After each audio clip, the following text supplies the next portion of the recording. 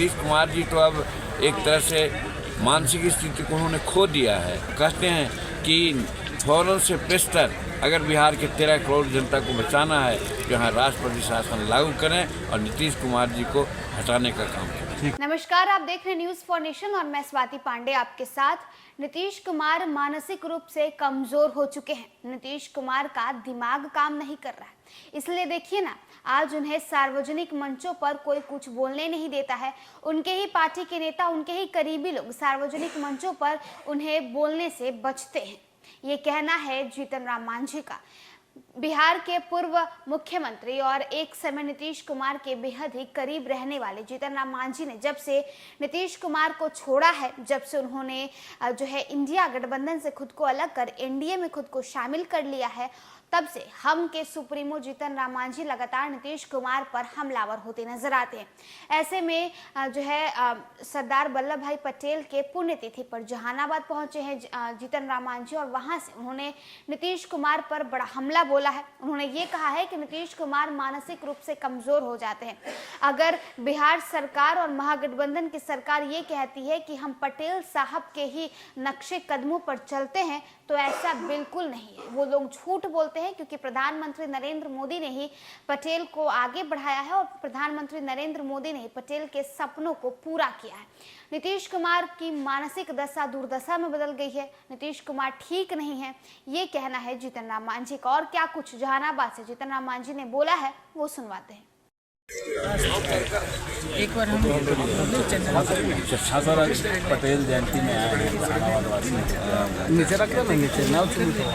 देखिए, ये सौभाग्य की बात है और जहानाबाद के साथियों को हम बहुत बहुत धन्यवाद देते हैं कि पटेल साहब, जिनको लोग विसारने का काम किया था, आज उनका नाम उजागर करने के लिए जहानाबाद के ऐसे अंचल में आज रखा गया है उनके पुण्यतिथि। इसके लिए बहुत बहुत धन्यवाद हम देते हैं।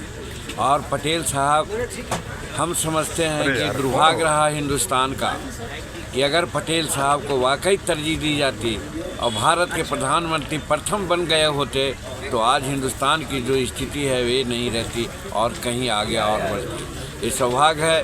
पटेल साहब के बाद नरेंद्र मोदी जी आज उनके स्थान को पूरा करने में लगे हुए हैं और यही कारण है कि जो भारतीय झंडा, जो तिरंगा है, तीनों को मिला करके आज सामंजस्य स्थापित करके चलने की बात कर रहे हैं। जो अभी आपने देखा होगा कि तीनों राज्य के जो मुख्यमंत्रियों का चयन हुआ है, उसमें नरेंद्र मोदी ने दिखलाया है।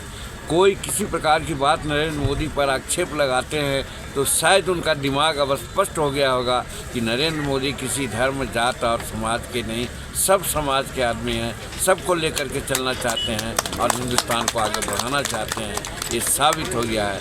ऐसे संदर्भ में हम पटेल साहब को याद करते हैं और पटेल साहब की आत्मा का आशीर्वाद ही है कि नरेंद्र भाई मोदी जी आज ऐसा काम कर रहे हैं अनूठा, जिससे कि देश आज, जैसा आप जानते हैं कि हमारा देश का आर्थिक स्थिति 15वां और 14वां स्थिति में था, आज आर्थिक स्थिति में 5वां आ गए हैं। और नरेंद्र मोदी जी का पक्का इरादा है, निश्चित है, उन्होंने कर दिया है कि 2024 में हिंदुस्तान विश्व का तीसरी अर्थव्यवस्था होगी। तो आप सोच सकते हैं, एक बार मौका हम लोग नरेंद्र मोदी जी को जो देने ही जा रहे हैं 2024 में, तो आप देखिएगा कि 2030 में हिंदुस्तान संसार का प्रथम अर्थव्यवस्था हो जाएगी। इससे बढ़कर के और क्या हो सकता है। तो मेरा कहने का मतलब है कि जिस काम को पटेल साहब करना चाहते थे, वो काम और लोगों ने नहीं करने दिया और उस काम को आज नरेंद्र भाई मोदी जी पूरा करने जा रहे हैं। इसलिए नरेंद्र मोदी जी के प्रति हम आभार व्यक्त करते हैं। मान लो नीतीश भी कहते हैं कि हम पटेल जी के अनुयायी हैं और उनके